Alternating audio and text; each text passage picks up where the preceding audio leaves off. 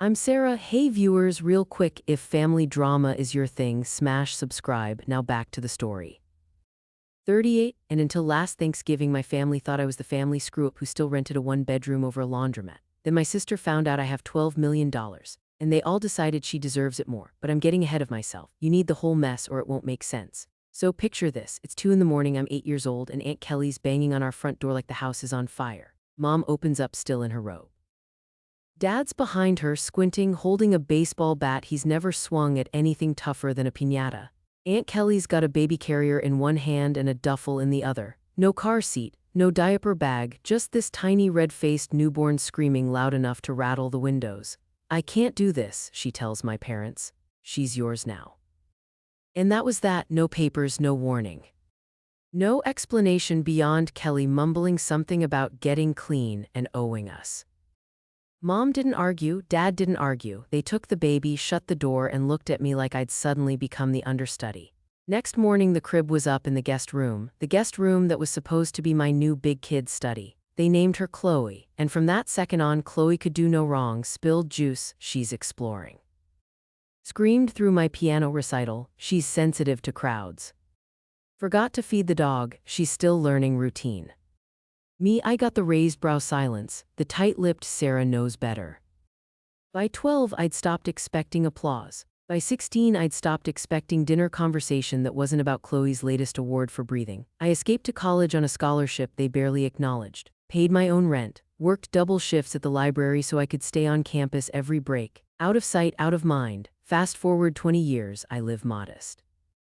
Jeans from the thrift bin. Coffee I brew twice because the first pot's always weak. I also own a software company that sold 2 patents, 12 million give or take sits in index funds. Nobody in my family has a clue. Thanksgiving rolls around. Mom insists we all come back to the house on Lake St. Clair. Same yellow siding, same turkey timer that dings 5 minutes late every year. I almost skip. But guilt's a hell of a drug, so I drive the 4 hours, Tupperware of sweet potatoes balanced on the passenger seat. Chloe's there when I walk in. 30 now, still the golden child, still batting eyelashes like she's auditioning for a Disney reboot. She hugs me. Sarbear. I hate that nickname, always have. Dinner's the usual chaos. Dad carves, Mom hovers. Chloe talks nonstop about her new brand as a lifestyle influencer. I'm quiet. I'm always quiet at these things. Then comes pie. Mom's cutting wedges when Chloe's phone buzzes. She glances, frowns, types, buzzes again. She sighs, super dramatic. "I'm sorry, this is so awkward, but my accountant's pushing about tax stuff." Dad looks up. "Thought you said your accounts were solid." "They are," she says, "but I'm trying to buy this lake cottage and the mortgage guy wants proof I won't default. If I could just show one big deposit, I'd be golden." She looks straight at me. "Sarah, how much is in your savings?" The table goes still, even the refrigerator stops humming. I laugh, not because it's funny, because my brain misfires. "Why would you ask me that?" Chloe shrugs. "Because you're single, no kids, no mortgage, you've got to have something stashed." Mom jumps in. "Sarah, if you can help your sister, you should." I blink. Should.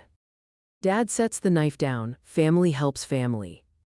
I feel 12 again, invisible, expected to give up my room, my spotlight, my everything. I stand.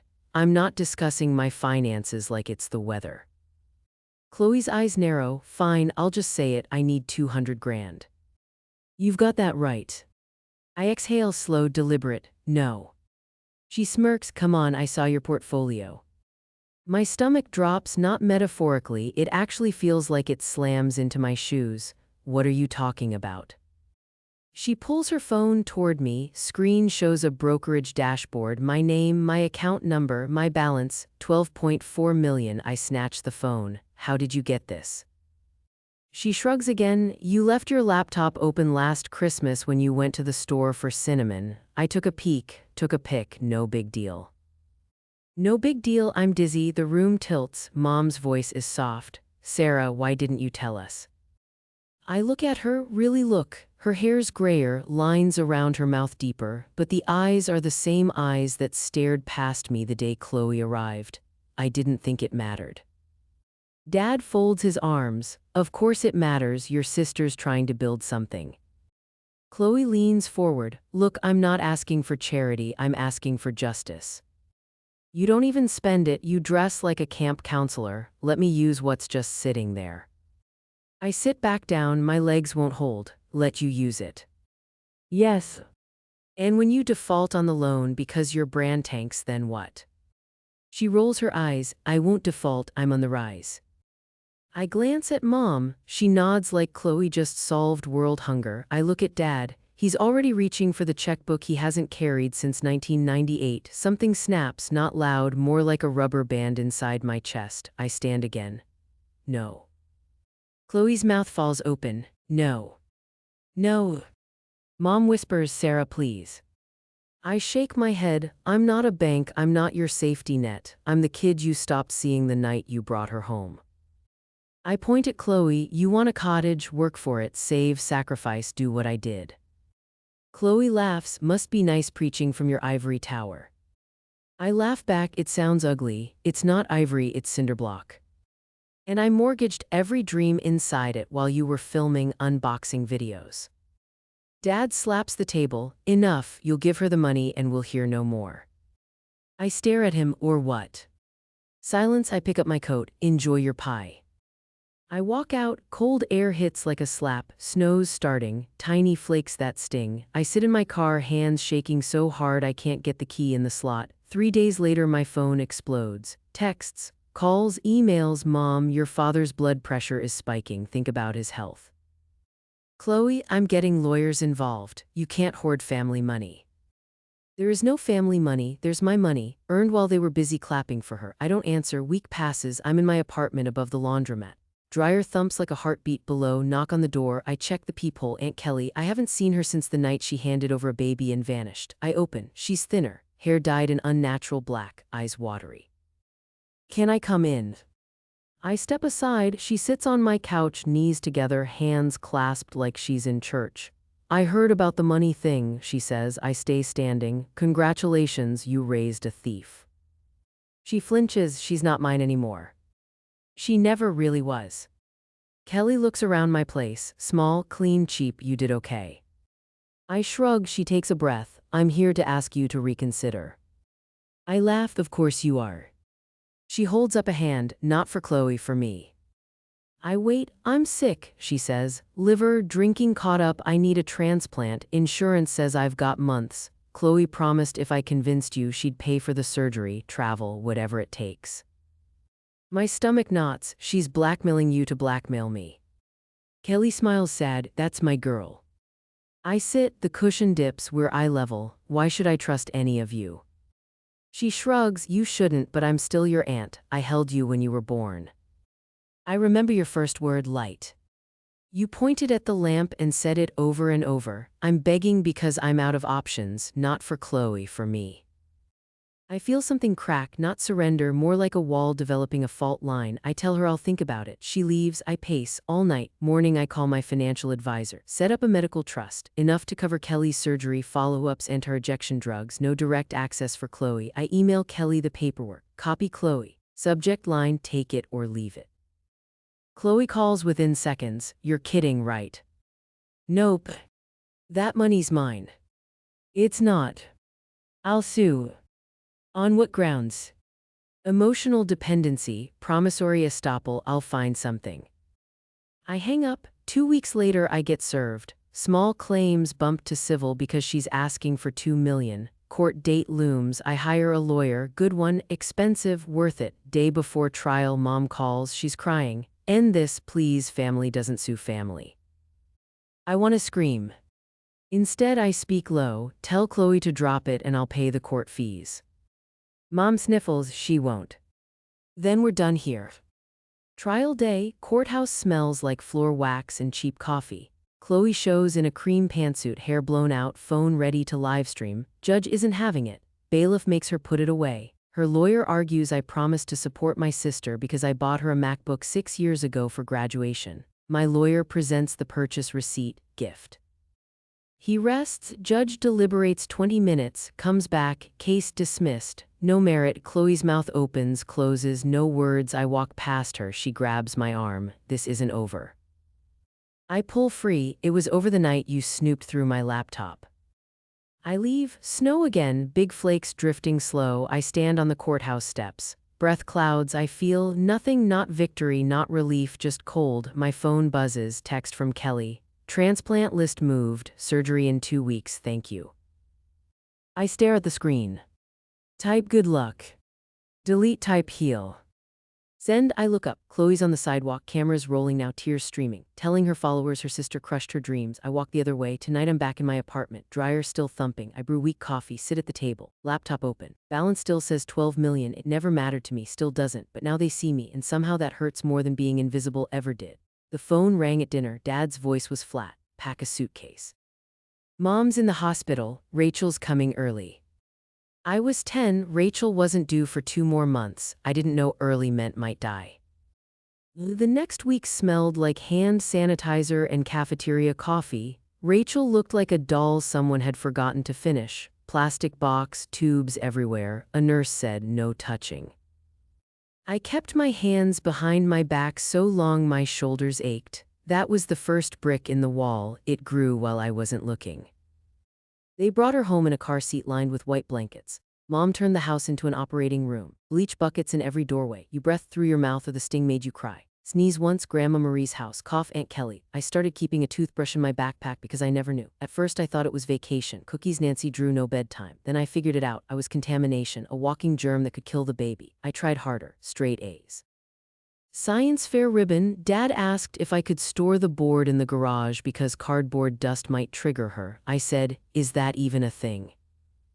He didn't answer. 12 years old, talent show. I taught myself bridge over troubled water, one slow note at a time. Night of the show, Rachel ran 99.1. Mom stayed home, Dad stayed home. I played to a half-empty gym and a row of folding chairs. 2 weeks later, the whole clan, grandparents, cousins, neighbors piled into the cafeteria for Rachel's flute debut. She butchered hot cross buns. They sent flowers. By 7, Rachel had outgrown the danger, not the privilege. Headache, home from school, test tomorrow, deadline extended. I started eating dinner in my room because lavender made her wheezy. Grandma Marie let me sort her jewelry, plastic grapes, Bakelite bangles, rhinestones that still caught the light. She asked, how was your day? No one else did. They rewrote the story. Rachel's fragile. Sarah's independent. Sarah understands. I didn't. I was 8 and wanted my mom. High school was an escape hatch. I joined clubs like they were lifeboats. Debate taught me how to slice an argument clean. NHS president, newspaper editor, states twice parents couldn't come. Rachel had a soccer scrimmage. She rode the bench. Junior year SAT 1600. I stared at the screen 20 minutes waiting for the glitch to fix itself. Rushed home, Mom stirred macaroni. Keep it down, Rachel's studying. Rachel smirked. Some of us actually have to study, Miss Perfect. Mom, different kinds of learners, sweetie. The paper score lived in my drawer. Rachel's C+ English essay lived on the fridge under a "We're So Proud" magnet. I applied to 15 colleges, wrote essays at 3 a.m. with a flashlight under the blanket. Mr. Chen stayed late helping me with FAFSA. Acceptances arrived thick as wedding invitation. I hid them in a locked box. Full ride to UMich. Rachel made JV cheer that same afternoon. Olive Garden for her. Microwave Mac for me. Move-in day, Aunt Kelly drove. Parents missed it. Cheer competition. Grandma Marie sent $500 she'd scraped from Social Security. That night I sat on the dorm window ledge, looked over the lit-up campus, and cried until my ribs shook. Relief, not sadness. College tasted like ramen and freedom. I graduated summa. Parents were helping Rachel transfer to her 3rd school in 2 years. Everett and Phillips hired me for estate sales. My first week, Kingston House, rooms of costume jewelry. One brooch felt wrong, too heavy, clasp too precise. I spent lunch breaks memorizing maker marks, stayed late digging through databases. 2 weeks later I laid it all out for Mr. Harrison. He barely glanced until I pointed to the 1925 Cartier signature. Auction hammer, 47 grand. After that he handed me anything sparkly. 2 years in came the Rothschild collection. I spotted an Art Nouveau piece everyone else filed as junk. 3 days without sleep. Turned out to be a lost French masterwork, sold for $238. Harrison called me in. Sarah, you're wasting away here, start your own shop. I laughed, then the laugh stuck. I emptied savings, took a loan against my Corolla, rented a storage room above a Chinese restaurant that always smelled like Kung Pao. Wi-Fi only worked if I sat in the corner by the window. It was mine. 4 a.m. became my favorite hour. I'd wake heart-hammering sure I'd fail. Then I'd grade stones until the sun came up. Word spread, collectors emailed. Commission checks grew zeros. Sunday dinners still went. Mom still at that antique place. Me auction house just authenticated a rare Tiffany. Rachel flashed a mall charm bracelet. I kept chewing. I'm 28 now. The office smells like ginger and old silk. I've got a waiting list and a reputation for spotting what others miss. Some nights I drive to the library, fourth floor window. I sit, palm against the glass, and promise the girl who used to get exiled for sneezing. You're safe, you're seen, you're home. I woke up slick with cold sweat, counting months like beads on a rosary, loan payments. They cinched around my throat, a rope that got tighter every time I breathed. My office, a folding card table from Goodwill. One chair I dragged off a curb at 2 a.m., hosed down and prayed didn't have lice. But in high-end jewelry, reputation is the real furniture. The auction house had given me that contacts, credibility, and name people whispered when something priceless needed eyes. I started small, authentication for local antique dealers. My fees were low, my loop was steady, and word spread faster than a crack in glass. 6 months in, the watershed. A dealer I knew from the old days called. Victorian brooches. Big collection, needs confirmation before sale. 2 weeks? I cataloged 3 generations of sparkle, found 2 pieces everyone else had written off as fakes. Turns out they were 1890s rarities with forgotten maker's marks. She paid my invoice, then slid me 10% when the collection hammered. 86 grand, more than I'd earned the last 2 years combined. Suddenly my phone wouldn't shut up. Private collectors, estate lawyers. Even my old auction house, pretty sure Harrison was nudging them my way.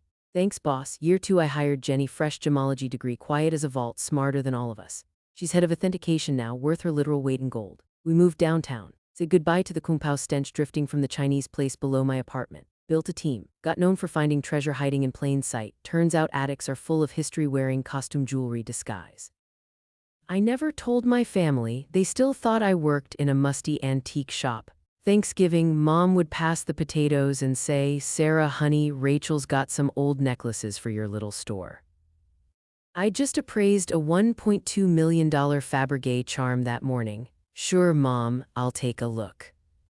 Rachel, marketing assistant, boss's coffee fetcher, paraded her $200 Michael Kors watch like it was the crown jewels. I wore a vintage Patek Philippe worth more than her car. Nobody blinked. Scaling hurt. By year 5 we had Detroit, Chicago, New York. I lived on airplanes, tasted hotel soap more than home cooking. Discretion paid. Rich people pay stupid money to keep their secrets. I bought a decent house, a stealth nice car, splurged on one thing, a vault that would make Fort Knox blush. They still thought I was broke. "Mom, it's sweet Sarah helps us. She must be living on ramen." That same week I'd cleared a commission bigger than their mortgage. Irony tasted better than the pot roast she overcooked every Sunday. Then the anonymous transfers started. Aunt Kelly let slip they might lose the house, Rachel's student loans, Dad's medical bills. I wired $5 grand a month. They thanked Rachel for inspiring the family to help. Rachel upgraded to Gucci, flew to Tulum, posted selfies with captions about blessed lives. I bit my tongue until it bled. MBA drama, Rachel wanted another degree, private tuition. Mom wept on the phone. I upped the transfer to $7 grand. Same week I guest lectured at the business school she was applying to. Dean's invitation. I told my family I had the flu and skipped Patrost night. Thanksgiving, Mom's back was bad, cooking for 20 felt impossible. I offered to cater, real catering, the kind that makes you question your life choices. Cost more than they thought I made in 2 months. Whatever, morning of I'm monitoring a Hong Kong auction, Art Nouveau necklace, big money on the line. Lunch arrives, maple-glazed Brussels sprouts that cost more per plate than Rachel's weekly groceries. She sneers at store-bought stuffing. I excuse myself, slip into my old bedroom, pink walls, boy band posters still taped where I left them in high school. Rachel barges in, hunting my phone charger, sees my laptop, sees the screen. Account balance $12.4 million. Pending contract $485K. Quarterly profit $4.2 million. She snatches the laptop, marches to the dining room. "Let's see what Sarah's really doing." Flips it around like she's unveiling a kindergarten art project. Silence drops, thick as gravy. Mom laughs, nervous, "Hi, don't be silly, Sarah works at that little antique shop." I stand, smooth my cashmere, $2 grand subtle. Actually, Mom, I own one of the largest jewelry authentication firms in the country. Dad chokes on bourbon, Aunt Kelly's fork hits porcelain, Mom's laugh turns purple, chair tips, you have millions and you let us struggle. I remind her about the $7 grand every month. She's too busy screaming about Rachel's loans. Rachel's crying now, big, theatrical tears. Dad calls me selfish. I unload. Summers shipped to Grandma, missed awards, zero college fund, every milestone sidelined so Princess Rachel wouldn't feel left out. Catering team serves creme brulee while the family detonates. I grab my laptop, my Hermes bag Mom once praised as a nice knockoff, and walk. Behind me, Mom planning how to spend my money, Rachel sniffling about betrayal. My phone explodes before I hit the highway, 47 calls, 200 messages. Rachel's on Facebook, hidden family wealth hurts.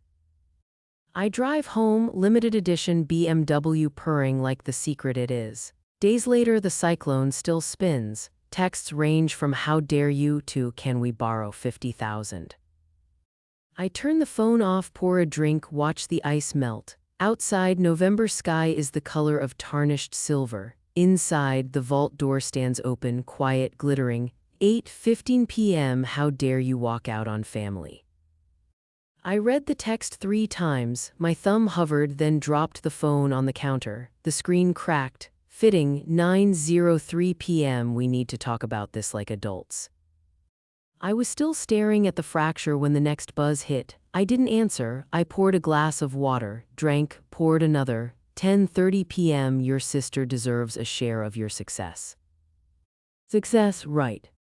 The kind that keeps you awake cataloging gemstones at 2 a.m. because the insurance company wants photos before sunrise. That success? 11:45 p.m. I've already called a realtor about houses in better neighborhoods. I laughed, one short bark. Then I turned the phone face down and went to bed. Spoiler, I didn't sleep. Meanwhile, Rachel had become a full-fledged social media fighter. She traded her day job for Wi-Fi and outrage. Facebook got the worst of it. She wrote a novel-length rant about how her millionaire sister, me, hoarded cash while her beloved family bowled ramen for dinner. The comment section exploded. Distant cousins I hadn't seen since middle school graduation parachuted in with opinions. Former lab partners, ex-boyfriends of ex-roommates, the lady who used to braid my hair in 4th grade, everybody had a verdict. Thumbs up, angry faces, gifs of clowns. But here's the line that made me almost whip my phone across the room. All those years Sarah claimed she was helping my career, she was secretly loaded. The betrayal cuts deep. What career advice had she ever given me? Try Etsy, jewelry's big on there. That was it, one sentence. Now it was proof I'd sabotaged her rise to glory. If you're unfamiliar, flying monkeys are the relatives toxic people send to claw at your boundaries. Aunt Susan, who I see at funerals and nowhere else, left a voicemail thick with cigarette breath. Family is everything, honey. Uncle Bob, who still thinks I'm 12, emailed a sermon on wealth redistribution.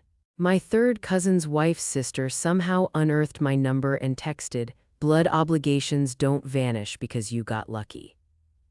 I blocked 7 numbers in a single afternoon. The real circus started Monday. I walked into the office, coffee in one hand, laptop in the other. Jenny, our receptionist, wore the tight smile she saves for surprise audits.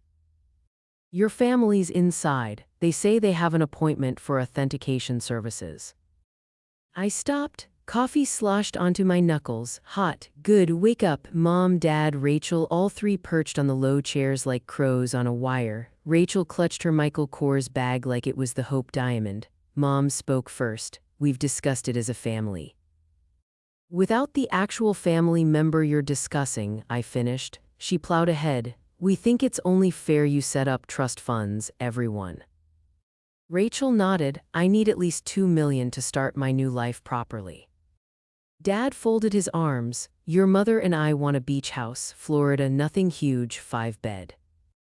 I set the coffee on Jenny's desk. My voice came out flat. Did you miss the part where I've been sending $7 grand a month?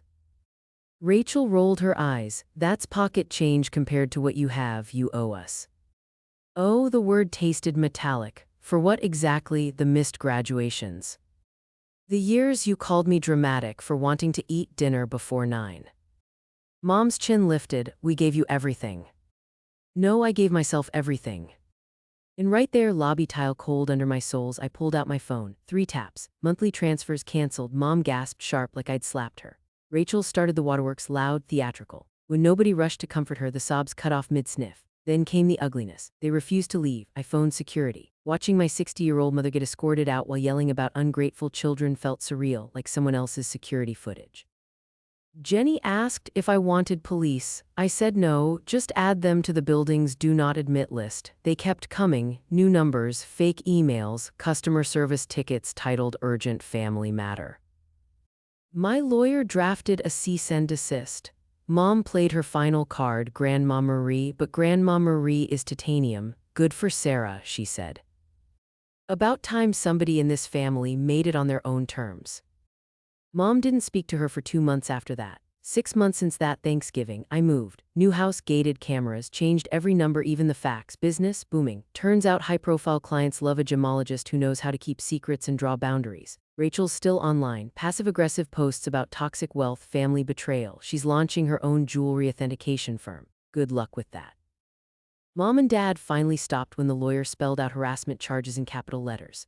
Now they tell anyone who'll listen they never wanted my money anyway. They're praying for my salvation. Best part, I'm free. No more Sunday dinners laced with backhand praise. No more bankrolling the Rachel show. My therapist says I'm learning healthy limits. I say I'm finally living my own story. Grandma Marie visits next month. We'll catalog a new collection, sapphires this time. And Rachel, if you're reading that Cartier bracelet in your latest post, definitely fake. Just saying, ever dealt with toxic family? Comment and subscribe.